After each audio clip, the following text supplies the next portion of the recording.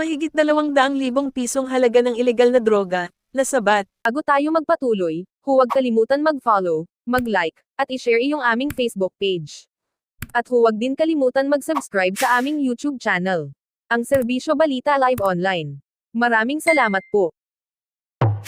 Tinatayang aabot sa 204,000 pesos ang halaga ng pinaghihinalang ilegal na droga o tinatayang nasa 30 gramo ang nasabat ng Muntinlupa City Police sa ilalim ng pamunuan ni Police Colonel Robert Domingo. Sa bisa ng search warrant na inisyu ng Regional Trial Court ay nagsagawa ng naturang operasyon ng Station Drug Enforcement Unit sa pangunan ni Police Captain Joseph Rosit.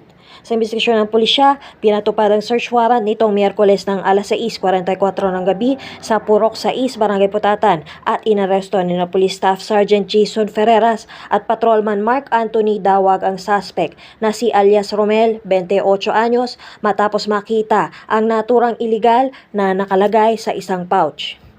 Na-recover din ang isang vaccination ID card na nagpapatunay sa pagkakilanlan ng naaresto. Kasong paglabag sa Section 11 ng RA 9165 ang sinampa laban sa suspect.